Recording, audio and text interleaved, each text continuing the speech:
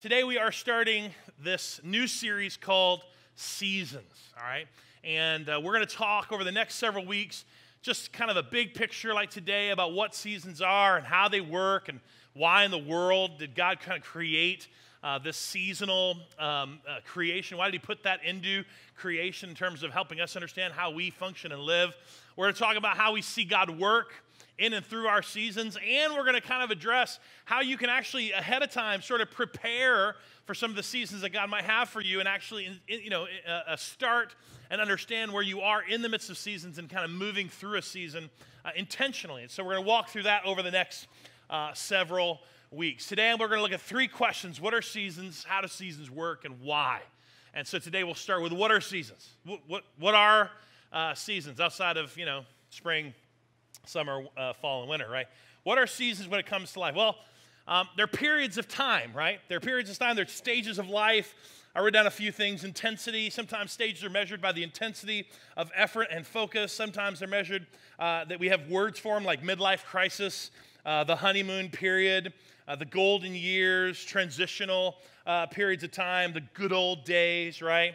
Or just hard times. We'll look back at something and say hard times. These are all just ways that we describe the seasons that we experience, the seasons of life. And so we want to look at, we're going to be spending a little bit of time there today in the book of Ecclesiastes in the Old Testament. Now, Solomon, King Solomon, just so you don't know who he is, Solomon gave us 3 books in the Old Testament, all part of the poetic book. Solomon is David, King David. King David's kind of the star, right, of the Old Testament. Everybody knows the stories of King David. He's King David's son.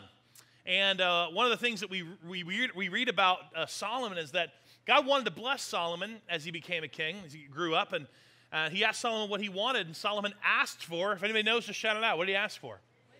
He asked for wisdom, right? So that he actually told God, I would like wisdom. So he is really known as the wisest man who has ever lived outside of Jesus Christ. He's the wisest man who ever lived. He gave us 3 incredible books, Proverbs.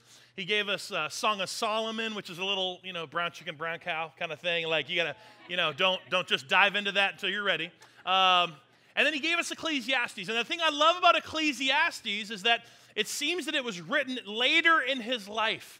It's a whole book about life, about the wisdom of life and the foolishness of life and the seasons of life. And it's kind of written towards the end after he's kind of figured some stuff out. And he shares with us through Ecclesiastes some of the reflection that he has from foolishness perspective and from the wisdom perspective. But right there, pretty early on in Ecclesiastes 3, he addresses the seasons of life. So let's read that together. This is Ecclesiastes 3 if you want to turn there. And it says, for everything, there's a season, a time for every activity under heaven. A time to be born and a time to die, a time to plant and a time to harvest, a time to kill and a time to heal, a time to tear down and a time to build up, a time to cry and a time to laugh, a time to grieve and a time to dance, a time to scatter stones and a time to gather stones, a time to embrace and a time to turn away.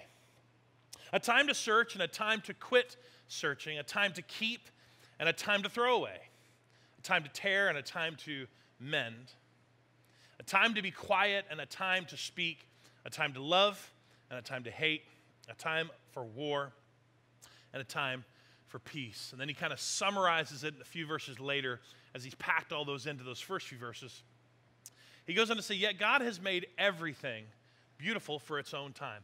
Read that from the context. Really, he's made every season, everything that happens, every activity known to man. He's made everything beautiful for its own time. He planted eternity into the human heart, but even so, people cannot see the whole scope of God's work from the beginning to the end. This is an important summarization because Solomon wants us to understand that, hey, seasons are just simply a part of life. There's a time for everything that's going to be experienced in this life, and they're there really for a purpose, for this season. And so he goes on to say, and as he summarizes, he says, look, everything's been made beautiful. We don't recognize sometimes the beauty in our seasons till they're well past in our rearview mirror, right? In hindsight. We don't recognize it, but we can trust when Solomon says that God's saying, no, God is working even in the midst of a season right now that you don't understand. He's working something that's going to be beautiful from that season and for that season. And yet, he says, one of the reasons is that God planted eternity in our hearts, which is a basic way of saying that everybody, no matter what season you're in today, right now, there's more, right? There's more to your life. There's more than just the season you're in. That's part of what he said. And yet, he said, we are limited.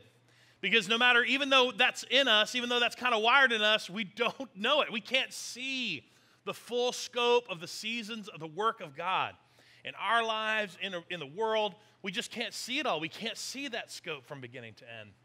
So we're somewhat limited, even though we know, even though our gut tells us there's more that we can know about seasons and see it. But we have to know not just what they are, but we have to know how seasons work. So I'm going to spend a little time today just talking with you about how seasons work, or how do seasons work, some of the other questions we're going to answer.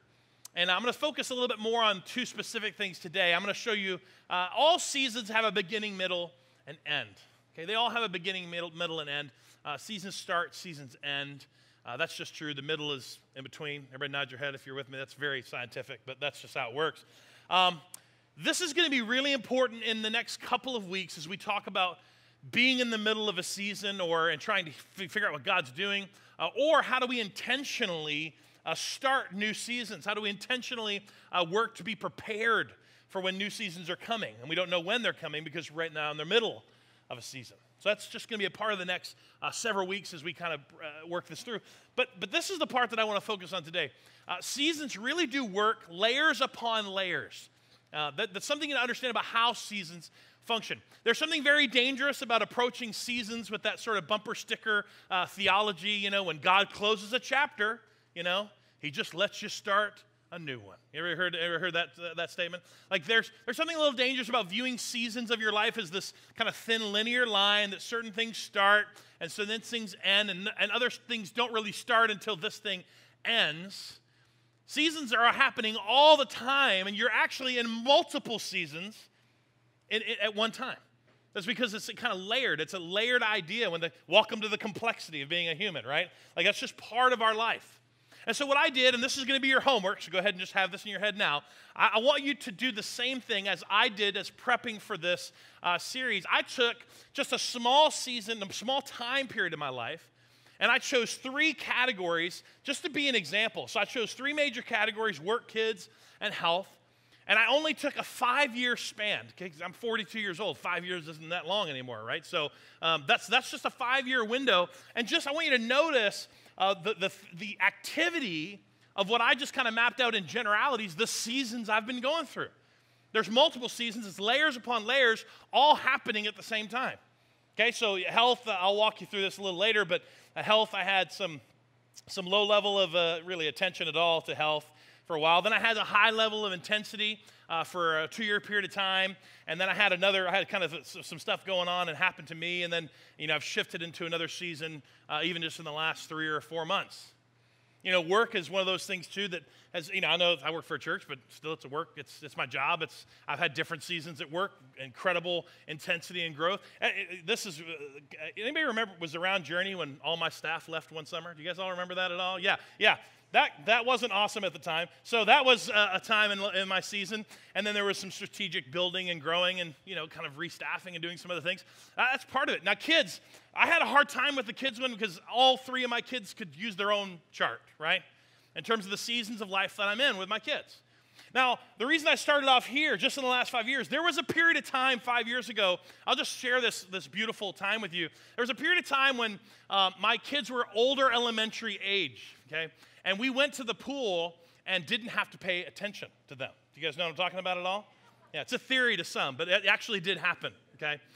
We could actually have a conversation or actually read a book. We went on date nights and we went on vacation with just the 2 of us. There was this period of time. And then Baby Awesome showed up, right? So level of intensity, cranked up, and there was a season of time that it was very, very different in our house. And we wouldn't have it any other way, but that's just the season changed. And I really should have pegged this out the whole time because, we find ourselves in a new, again, multiple stage season where we're raising a teenager and a young middle schooler and a toddler right?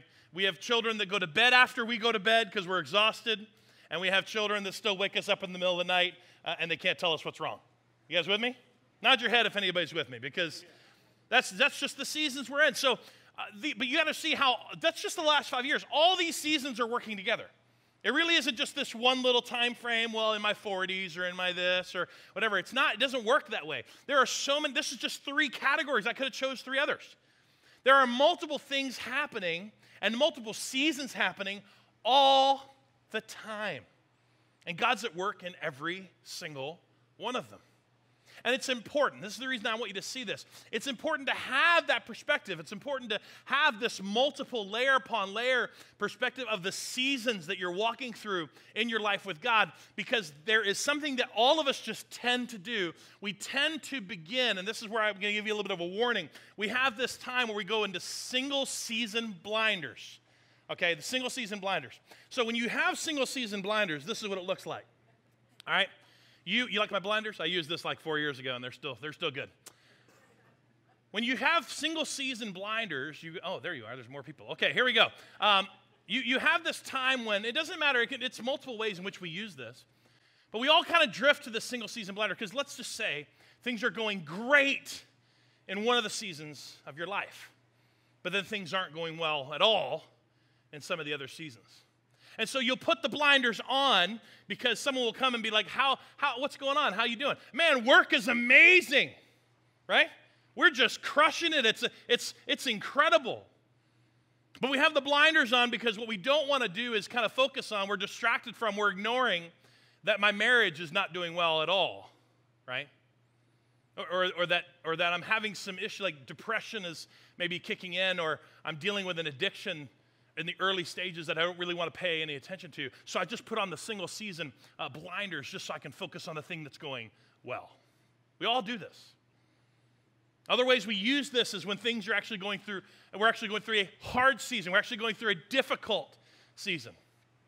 And when we're staring at that difficult season or a season of high intensity, sometimes it's like it's so overwhelming to us that we really can't pay any attention to anything else that's going on. You know, I see this with young parents oftentimes. Young parents and raising 2 young kids and 3 young kids, and they're so focused on the attention and the focus, they can't really put any time into their marriage or relationship right now. They can't really deal with their health right now because I'm just so overwhelmed. I have these blinders on where I'm only kind of focused on this single season. And most seasons that we are in the middle of, just depending on what it is, most seasons that we're in the middle of can tend to feel like a little bit of a hamster on a wheel. Everybody nod your head if you're with me, right? It's just, sometimes we're in a season and it just doesn't seem like it's ever going to end. Could be at work, could be kids, could be relationship, doesn't matter. And so again, because of that, we put our blinders on and we can't seem to get past the fact that this won't end. The season won't end. And we're just staring at it the whole time. And we miss the opportunities that God is bringing to us in other seasons. We don't get involved in the things we should be getting involved in because we're so fixated on this season. We have to be very careful. I'm just giving this warning. It's a very natural thing for us to do, but we have to be very careful when we put the blinders on. Because when we do this, we tend to ignore, and we don't tend to really do that much work on the other areas of our life and the other stages that we're in, and we really miss what God's doing. We miss being able to recognize that God's at work in another season because we're so fixed and focused on this season. Now, what I love is Solomon, and kind of just the wisdom that he is, when he starts Ecclesiastes, and I would just challenge you to read Ecclesiastes. Ecclesiastes is a phenomenal book. You got to read it to beginning to end because there's so much great stuff in there about life. But he actually starts Ecclesiastes with the reflection of having single season blinders on. I know it's just the way he draws us into the book. Because he doesn't even start talking about seasons fully until chapter 3. But in chapter 1, when he starts off the book, he kicks it right off with these single season blinders, this perspective and reflection of life, only looking at one thing. And here's how he starts it. Let's just read these first 3 words together out loud, okay? Let's do that. Ready? Everything is meaningless. One more time, read it out loud. Everything is meaningless. I would challenge you, take this first verse, second verse, and put it in your email. Let's see if anybody notices, right? Instead of that little inspirational quote you have. No. Everything is meaningless, says the teacher. Completely meaningless. What do people get for their hard work under the sun? That's a rhetorical question. He doesn't really want you to answer because it's meaningless, right? He goes on to say, generations come and generations go, but the earth never changes. The sun rises and the sun sets, then hurries around to rise again. The wind blows south and then turns north, and around it goes, blowing in circles. Rivers run into the sea, but the sea's never full. Then the water returns again to the rivers and flows out again to the sea. Everything is wearisome beyond description. No matter how much we see, we're never satisfied. No matter how much we hear, we are not content. History merely repeats itself. It's all been done before. And it says nothing under the sun is truly new. Sometimes people will say, hey, there's something new. But no, it's actually old. Nothing is ever truly new. Man, Solomon. Every party has a pooper, right? Like this is a guy having a bad day. And you got to read a little bit more chapter 1 and see how he begins to turn the conversation. But he's truly reflecting and sharing it with the readers. Like this is a perspective that people have. This is the perspective that people have, especially when they have those blinders on, because that's all they see. What's left for the fool or the wise? They have the same fate in the end, is what he says. You have to recognize that this is part of him walking people through, understanding, as he gets to chapter 3, the seasons of life, the thing that God has purpose for in your seasons. You have to be very careful of those blinders because you're not going to be able to recognize what God's doing in these multiple seasons. And you will wake up every day and you will find yourself more than you should going, you know what? Everything's just wearisome beyond description. The third question is why? Why seasons, right? Like, okay, it's one thing to know how they work, and we understand what seasons are, but why? Like, why did God create this seasonal life? The fact that we are going to go round and round in seasons of life. I've struggled with the answer to this. And here's my basic answer. Because God. Because God said so. Because God created it that way. Because he's smarter than you, right? Because God knew that we couldn't be going all the time. We had to have times to rest. God knew that we couldn't be growing all the time. It couldn't always be up and to the right. That we had to have times of reflection. God knew that happiness was always a proper picture of happiness was always in contrast to sorrow. God knows that we cannot simply learn some of the things that we need to learn through the good times. They don't challenge us the way that the hard times do. Because God knows. And that's the reason he created seasons. That's the reason that we have multiple seasons going on all at one time. That's the reason that when you do your 2 or 3 or 5 year span, you're going to see how complex your seasons have been. And hopefully you're going to see that God's been a part of it all along. Now, I believe I'm just going to give you 4, but I believe there's 4 ways in which I think we see God answer the question why. Why seasons? Why did he create this? So here's 4 ways that I'm just going to walk you through this quickly, but why did he do this? Well, first, I think we see God's purpose. I think it's one of the ways he works through us in seasons is to see God's purpose and to reflect on his purpose. A little bit later on in Ecclesiastes 5, now he says this, Solomon says this several times throughout Ecclesiastes, that we are all given a lot in life. We are given the seasons we're given for a reason.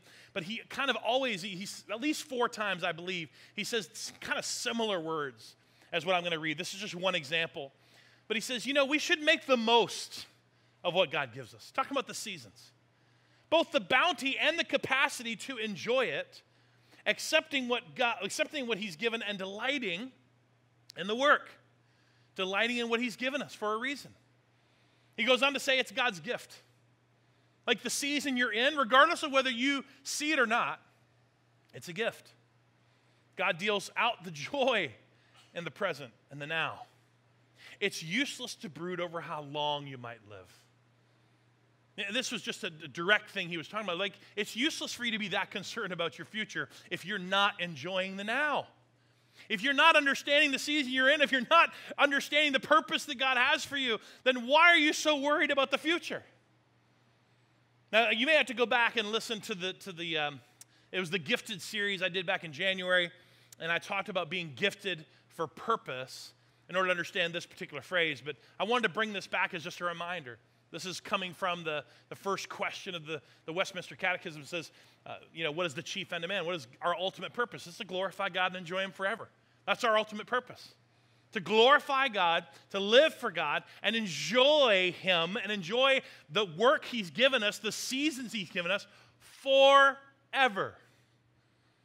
And this is a really difficult thing for some people that have those blinders on it, that struggle to see the seasons, but God really might be working through your season right now, and some of the seasons you're in, He might be working through to help remind you of your purpose.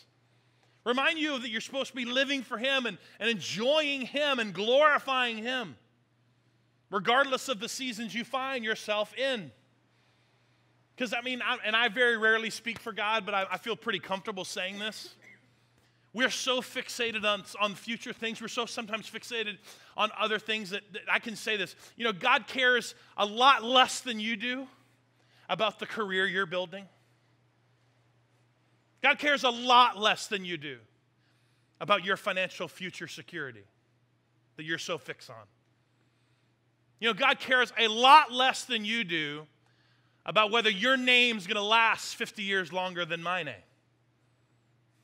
He cares about whether you are right now, in the seasons you're in, right now, glorifying God and enjoying what He's given you.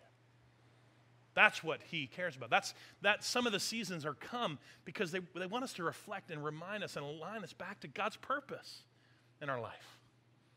To enjoy the lot He's given us. He's given us the bounty and the capacity to delight in Him. To delight in the seasons we're in. Well, it's hard to see, especially with the blinders on. Another one is just God's timing. There's other things we see into why seasons. God's timing's at work. There's a couple places that Paul writes this, and there's a place in the Gospels that you'll read it as well, but I love this particular phrase in terms of the way in which this is delivered most of the time. And this is, I'm going to read from Galatians, where it says this. It says, and I want you to read these three words, but when the what? The right time came. When the right time came, God sent His Son, born of a woman, subject to the law. And it said God sent Him to buy freedom for us who were slaves to the law so that He could adopt us, His very own children. See, God's timing is always at work, and that's just something that you and I have a hard time trusting God in, is to trust Him in the timing of things. And maybe for you, sometimes the blinders you have on and the stuff you're struggling with in your current season, you're really just struggling with a timing aspect of what God's doing. You're wanting a season to end, and He's telling you no, but He's not telling you no because He doesn't love you. He's not telling you no because He doesn't care about you. He has adopted you as a child of God. It's a timing thing. It's a timing thing. You have to trust His timing is always at work in the seasons that we're in. The third that I see, not just purpose, not just timing, but sometimes in our seasons, what we really are reflecting on is God's training. God's training. This is actually in Deuteronomy. This is a passage that Jesus quotes when He walks on this earth. This is a passage where Moses is reflecting on a season of God's people as they wandered through the wilderness. Let's just read this. This is in Deuteronomy 8. He says, this is Moses to the people of God. He says, remember how the Lord your God led you through the wilderness for these 40 years, this season, humbling you and teaching you, testing you to prove your character and to find out whether or not you would obey His commands. He goes on to say, yes, He humbled you by letting you go hungry and then feeding you with manna, a food preserved or previously unknown to you and your ancestors. He did it to teach you that people do not live by bread alone. Again, words that Jesus would pull when he was tested and speak. He says, rather we live by every word that comes from the mouth of the Lord. For all of these 40 years, for this whole season, your clothes didn't wear out and your feet didn't blister or swell. He says, think about it. Just as a parent disciplines a child, the Lord your God disciplines you for your own good. Now, this is a hard one. I know this is one that we don't like to talk about, but the reality is that there are seasons that you are in, sections and seasons of your life that you've experienced because of your own decisions, because of your own choices, because of your own actions, just like the Israelites were experiencing. I love this passage because it said, look, even in the midst of that, God was still at work training you, disciplining you, testing you to see whether or not you would just start living God's way. Would you just start obeying? Like, I know you're in the mess you're in the season you're in because you consistently choose your way.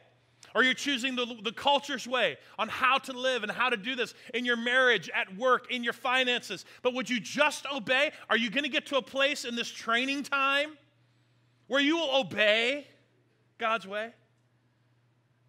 Even in the midst of that training and that discipline, God was present. I love that part of the, like, your clothes didn't wear out. Your sandals did. You didn't have blisters on your feet. God humbled you, but also provided for you.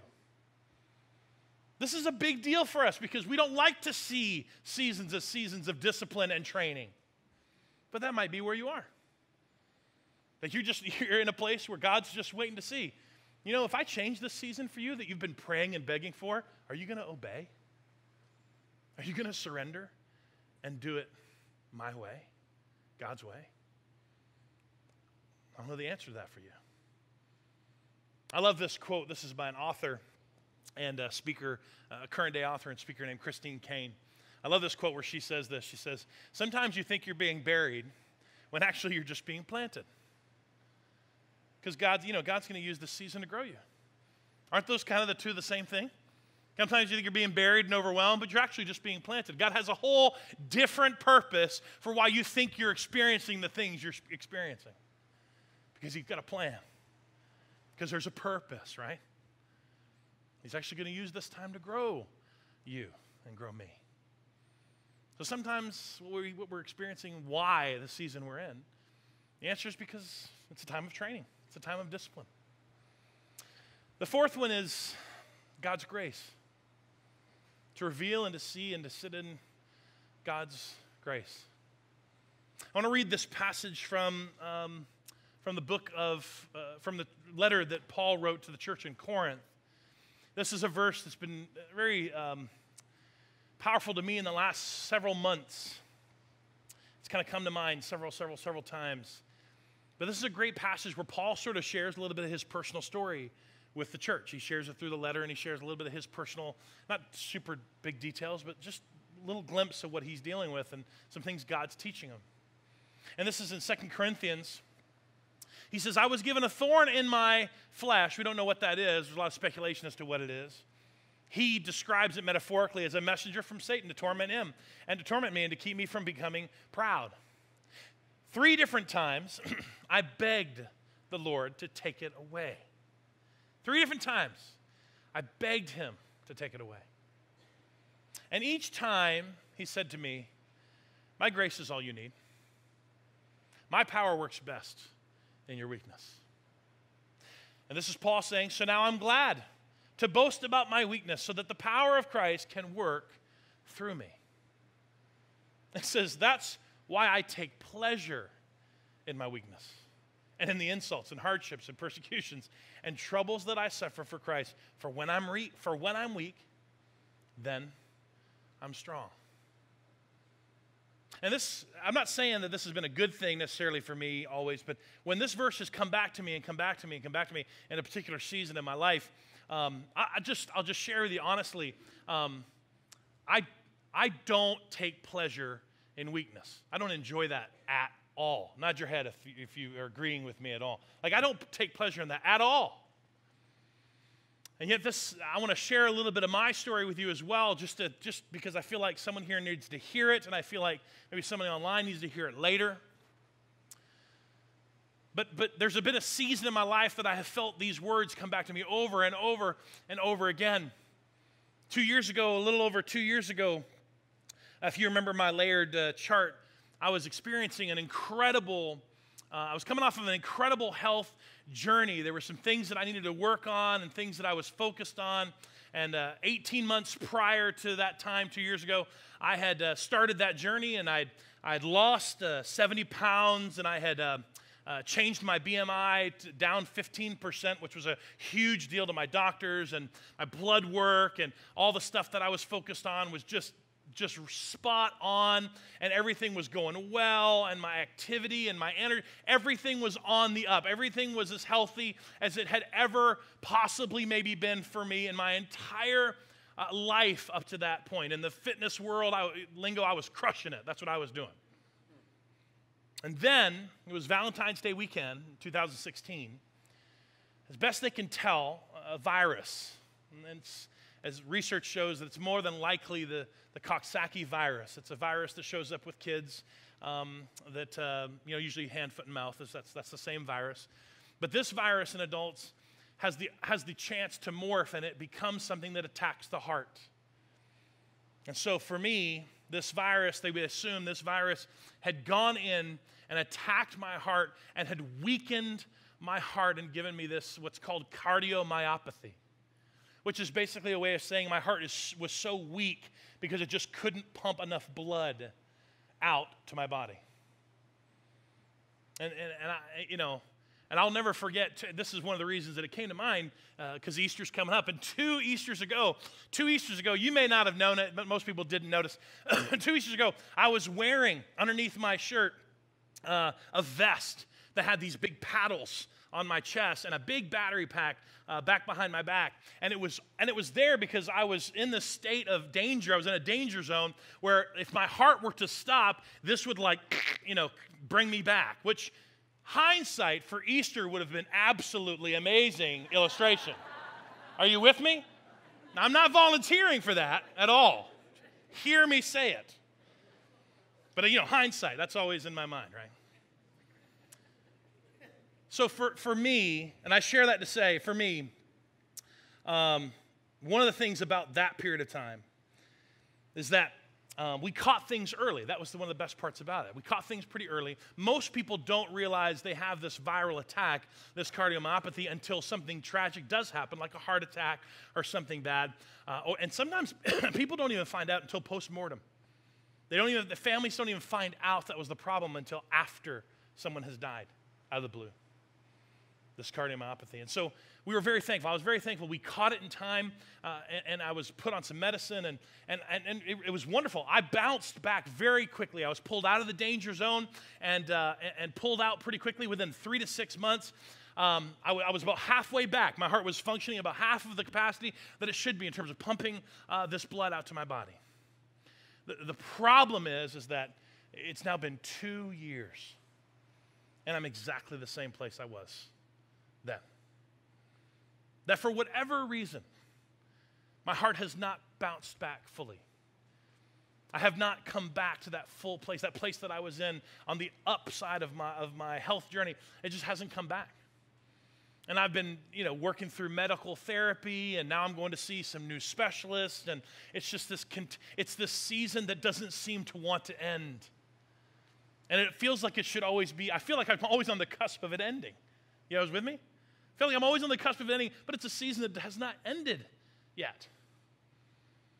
And right now, I'm in a little bit heavier medical therapy, and so I'll share this with you. Again, this is just part of my journey, getting a little bit more aggressive in the medicine that they're giving me.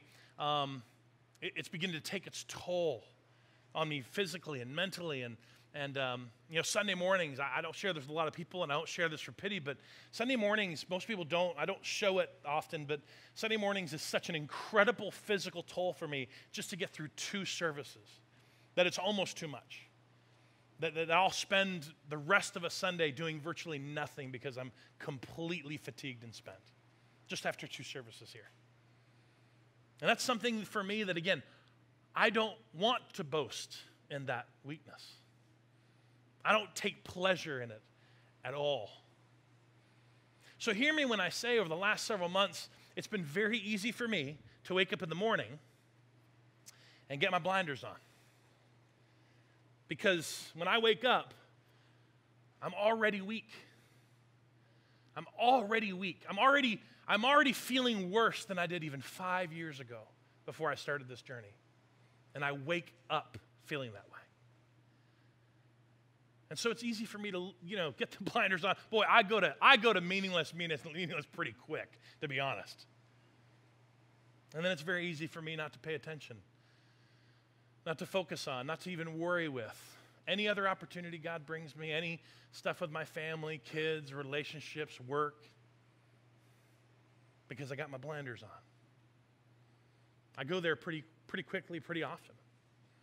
Some mornings I'll wake up, my staff will tell you, sometimes mornings I wake up and I have a very healthy perspective, and God is very gracious to give me that every once in a while, which is fantastic. And then I'll do a little bit too much yard work and I'll put the blinders right back on, right? Because then I'll feel awful, I'll feel fatigued, and I just go right back to God. Why? I take no pleasure in that. And I want you to hear this. As I've prayed, as I'm extraordinarily hopeful that this will end at some point. It's not like I'm telling you this to say I'm a hopeless state. I actually am very hopeful that it will end, that God will continue to bring healing, and I'm seeking doctors because I think that that's one of the ways God does bring healing as well.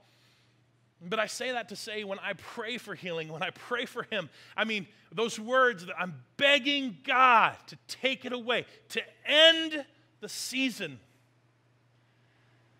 that when I get back from him is that my grace is sufficient for you. I know you want to put the blinders on, Matt, but my grace is all you need. I want you to understand that fully. I don't take pleasure in admitting that I fail at this more often than I succeed. And the few times that I do succeed, what comes to mind often when I do experience a much better perspective is that I feel like God, when he says, my grace is sufficient for you, I hear him say, Matt, Matt doesn't need it to be at his best for God to be at his best through me. Like Matt doesn't have to be at his best for God to do this incredible work through my life. And so the season that I'm in, I continue to fight it. I continue to put the blinders on. I can continue to whine and complain, but I can also see God's grace.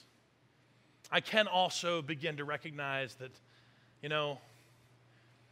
for a season of my life, God, would you just put into me this ability to take pleasure in my weakness? Because it's just not natural for me. I don't know what season you're in right now. The many seasons, actually, that you're in. It's one of the reasons when your homework today is to go map that out. Go map out the seasons that you've experienced. Take 2 or 3 big categories of your life. Take a 3 or 4 or 5 year period of time and just do it on paper. Do it on your phone. Just map out some of the levels of intensity and times that seasons began and have changed for you.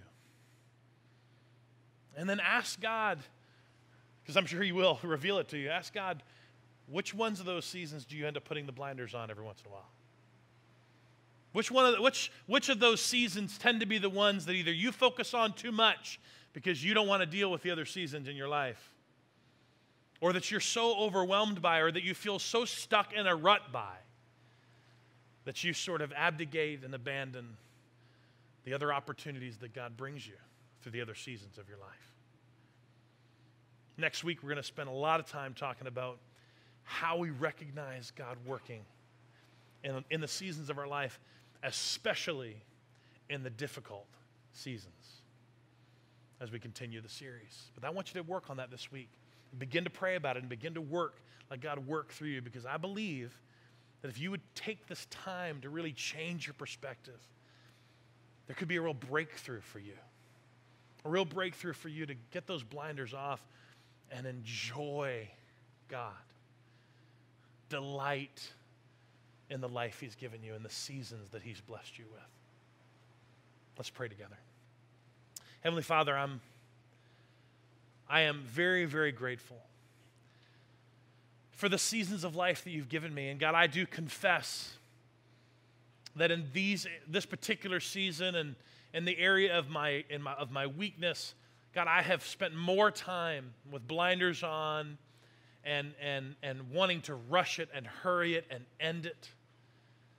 I've done that a whole lot more than I've done embracing you, embracing your grace in my weakness.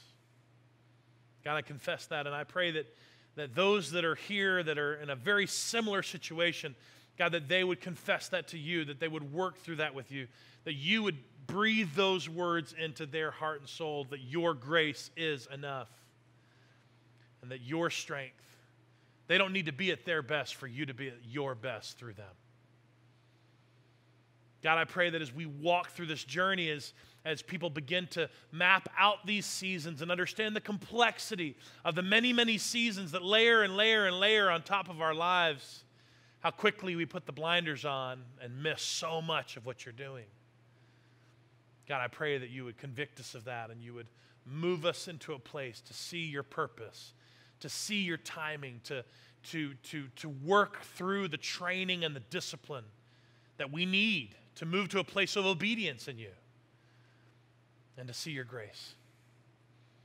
God, that for many, this would be a few weeks of their life this year, but would be a breakthrough in their trajectory of how they see their life and how they begin to glorify you and enjoy the seasons they're in forever. We thank you, Jesus. We pray it all in your name. Amen.